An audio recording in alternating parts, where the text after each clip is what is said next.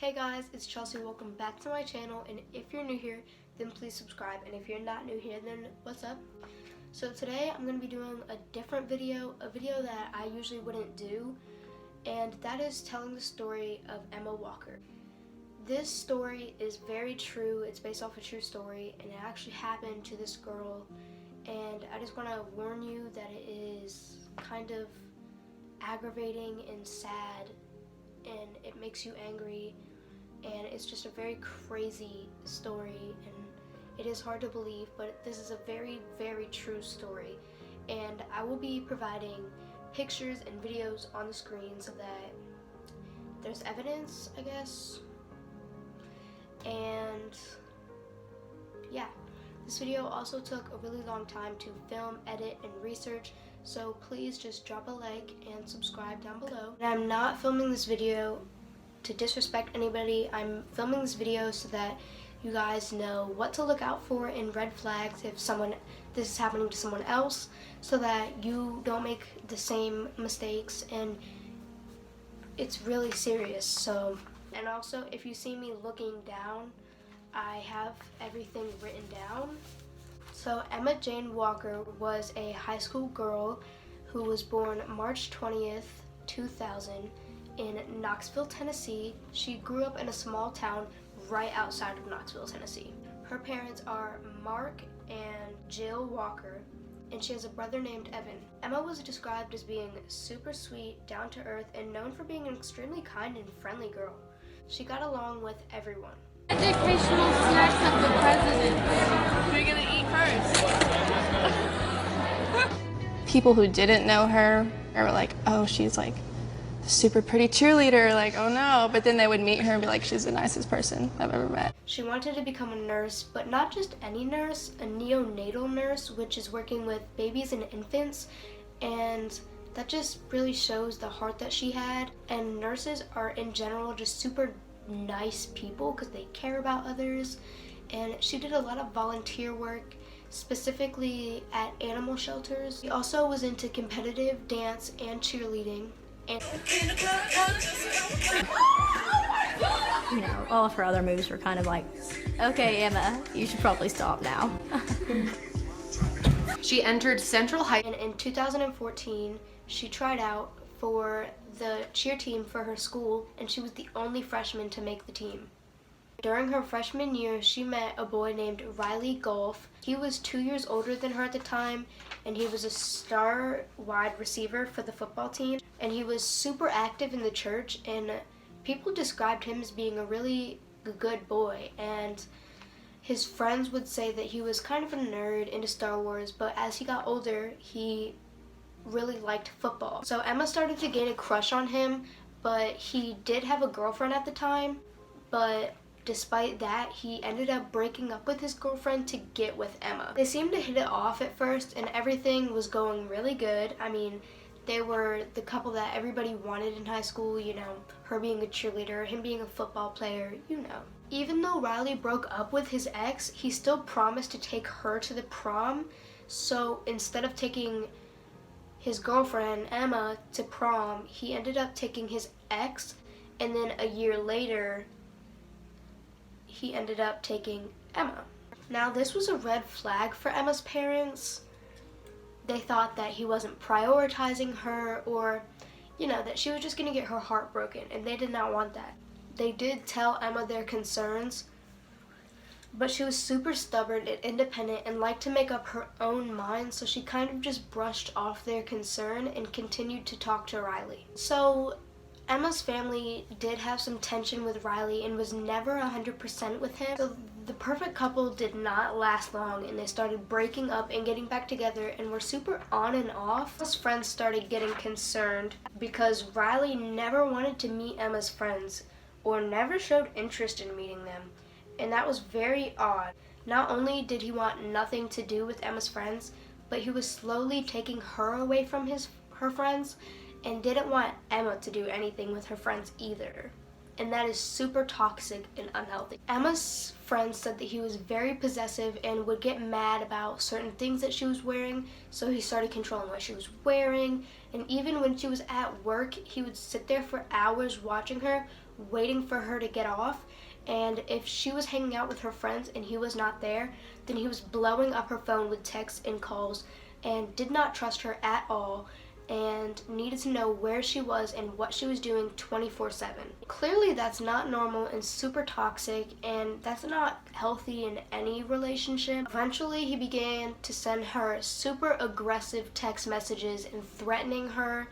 One of them that stood out saying, "You're dead to me. I'll check the obituary. You." And he would also threat that he would kill himself if they ever broke up. So fight and then make up and then get back together, etc. Emma's parents really wanted this relationship to end at this point, especially since they were so on and off. I mean, it really just wasn't working out between them, and her parents did begin to see that and express concern to her. So they banned Riley from coming over to their house and took Emma's phone, trying to control their communication at all. However, Riley had gave Emma a iPod Touch, so they were still communicating without the parents knowing. After 2 years of being on and off all of the time, Riley finally graduated from high school and went to Maryville College. That was about 30 minutes away from Emma, so her parents were happy that they were getting some separation, but obviously that is not much at all. Emma and Riley decided to continue dating after he left for school. Emma's parents felt hopeless and decided to ban Emma from talking to him at all. But of course, they found ways to be sneaky. Emma's parents were super desperate for them to break up and had such a bad feeling about him that they didn't let her leave the house at all unless it was for cheer or school. After a while, this really started to work, and they noticed she was really acting like her old self again. She seemed overall happier, but then things took a toll for the worst and started going downhill super fast. 2016, after Thanksgiving break, Emma started seeing Snapchats of Riley with other girls on campus via Snapchat. This made her super upset, of course, as any other girl would be. And this led Emma to finally end things with Riley, and they stopped talking, and she just didn't want anything to do with him anymore. Her parents were super proud of her and really thought that this was going to be the end of things, and just were super happy.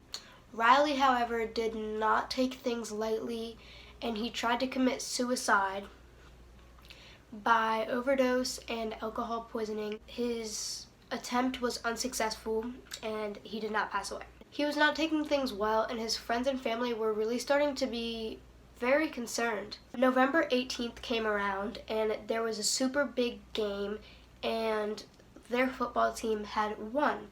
So Emma's friend was having a after party, and Emma really wanted to go. So Emma's parents let her go to this party because she was acting her old self again and being mature, and seemed to have stopped talking to Riley. She was at the party when she started receiving super sketchy texts around 11:30 p.m. These texts were threatening her, saying, "I've got someone you love. If you don't comply, I will hurt them. Come outside if you don't want to see them hurt," etc. She was super concerned, but did think that this was one of Riley's friends, pranking her, just kidding with her, so she did not go outside. But around 20 minutes later, she did get another text saying, "He's in a ditch beside her house. It's a shame you can all of a sudden not value someone else's life." So Emma and her friend decided to go check it out.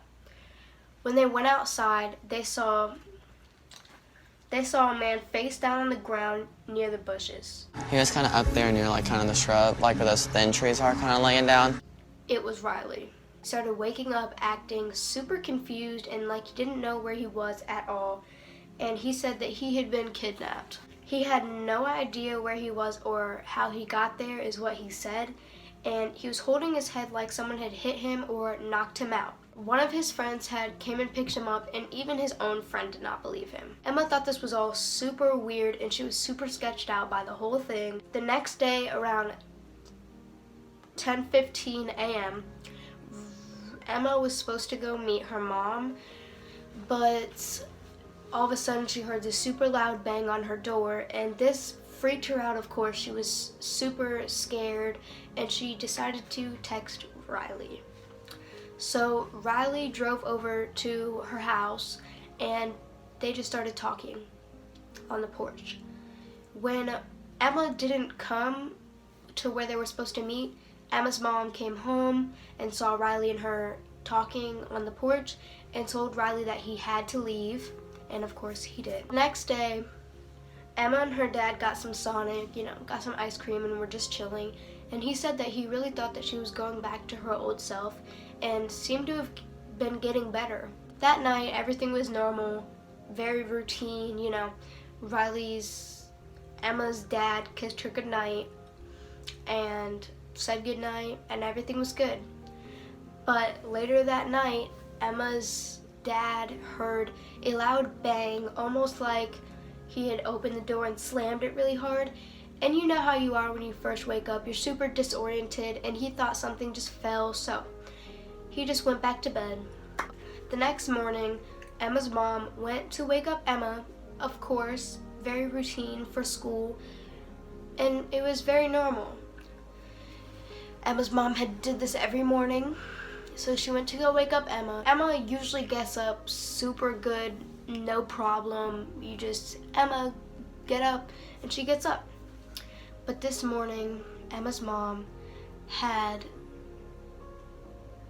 said, "Emma, wake up," and shaken her and banged on the door, opened the blinds, but she was not waking up.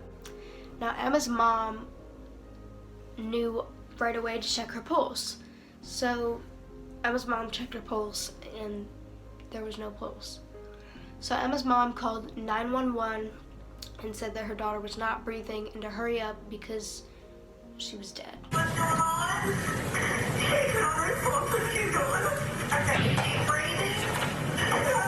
The killer stood outside